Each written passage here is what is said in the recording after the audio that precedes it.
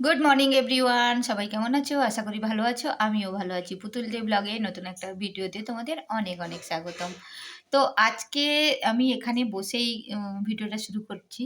তো গত কদিন তো আমাদের বিয়ে বাড়ি টাড়ি কেটে গেল। তারপরে আমার একটা বিশাল টেনশন চলে এলো। টেনশনটা হচ্ছে ছেলের তো পরীক্ষা গেল।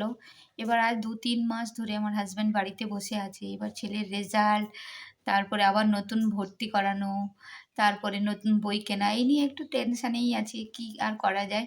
তো যাই হোক, তবু মুখে বলছি যে ভালো আছি। আর তোমরা কেমন আছো জানিও কমেন্টের মাধ্যমে। তো সঙ্গে থাকো, সারাদিন কি করি না করি সবটাই তোমাদের কাছে শেয়ার করব। যেহেতু ছেলের আজকে পরীক্ষা নেই, ছুটি আছে, ওই জন্য সকালবেলা কাল রাতেই বলেছিল যে মাম্মা আমাকে সকালবেলা মার ভাত, আলু সেদ্ধ আর ডিম ভাজা করে দিবে। আমি মার ভাত, আলু সেদ্ধ, ডিম ভাজা করেছি, প্লাস একটু বাঁধাকপি ভাজা করেছি, যেটা খেতে খুবই ভালো লাগছিল।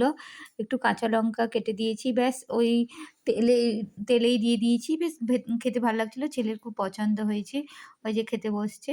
আমি ওকে খেতে দিয়ে দিলাম আর আমার জন্যও একটু নিয়ে নিলাম। আমারও খিদে পেয়েছে।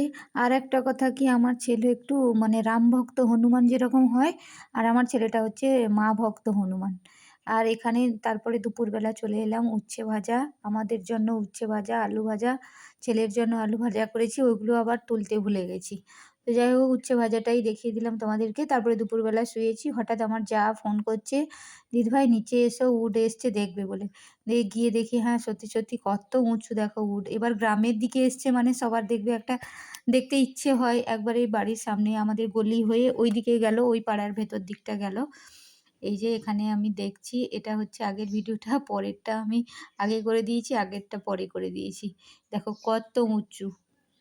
তারপরে আমার বাড়িতে আমার শাশুড়ি মা একটু চাল আর একটু সবজি দিল, ওইগুলো ওতে ভরে নিল, ওদের থলি পাশেই করা আছে। তারপরে সন্ধেবেলা এক কাণ্ড দেখো, সন্ধেবেলা একটা দেখছি নতুন মানে বিয়ের গাড়ি এসে দাঁড়াচ্ছে। আর যেহেতু বলেছি বারবার একটাই কথা যে আমার বাড়িটা মন্দিরের সামনেই, তো বিয়ের গাড়িটা এসে আজকে কিন্তু কোনো ডেট ছিল না, জানি না হতেই পারে হয়তো কোনো মানুষের প্রবলেম বা কোনো কিছু সুযোগ সুবিধা থাকলেই তো হতেই পারে। তো দেখলাম মন্দিরের সামনে প্রণাম করতে একটা নতুন বউ আর ছেলে এসছে, প্রণাম করছে ওরা।